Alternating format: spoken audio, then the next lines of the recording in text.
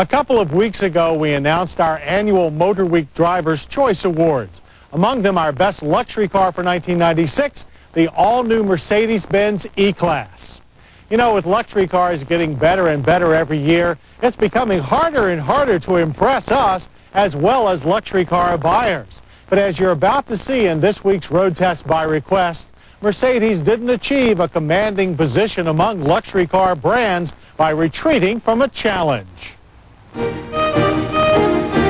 So Mercedes-Benz engineers rolled up their sleeves, sharpened their pencils, and designed the 1996 E-Class. As you can see, this completely new E320 is striking.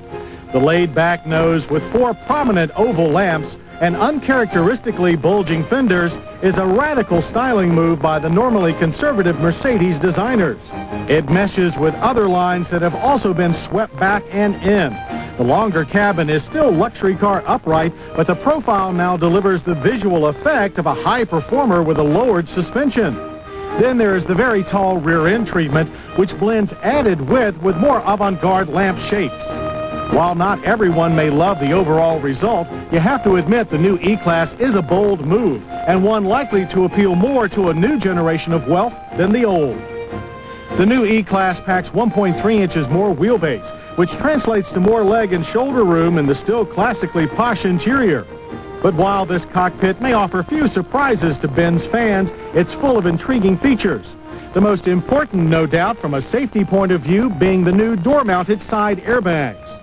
E320 seating is the familiar firm Benz leather buckets with full power adjustments. And for 96, a fully adjustable power steering wheel and height-adjustable seatbelt anchors help keep you nestled in tight. Gauges are the large, clear dials that we expect from Mercedes.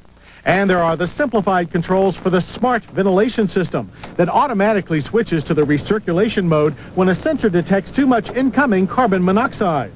And while the stereo controls won't affect your physical health, this also straightforward panel is better for your mental health than the confusing Mercedes radios of past years. Other trick features include an optional hands-free cellular phone, an integrated garage door opener, an infrared locking system that reprograms itself with each use to prevent code theft, and a cup holder that could only have been designed by a German engineer. The rear seat impresses with more room in every direction than last year. The folding armrest includes more cup holders, plus a hidden first aid kit.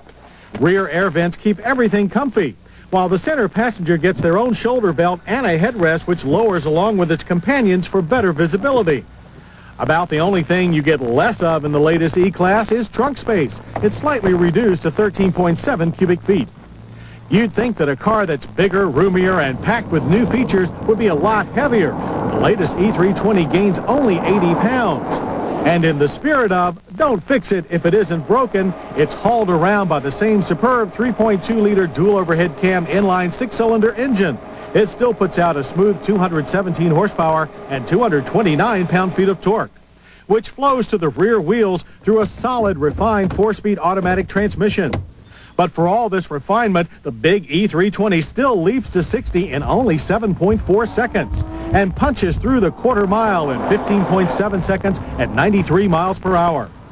If you want to be really impressed, pitch the Big E into some corners. The new double wishbone front suspension and standard Mercedes 5-link rear give it superb balance, while new rack and pinion steering and grippy Michelin tires on larger 16-inch alloy wheels give it a nimbleness that the E-Class never had before.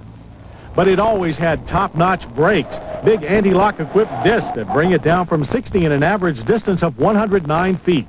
The brake pedal is a little soft for a Benz, but chassis feel is rock solid, both on and off the track, where additional features like the standard electronic traction control system come into play.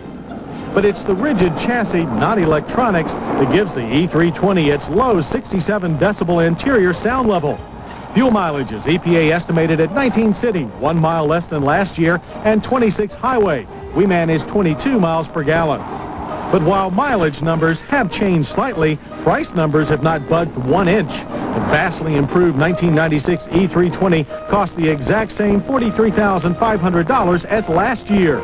And this combination of more room, comfort, features, and performance makes the latest E320 the best buy in the Mercedes lineup.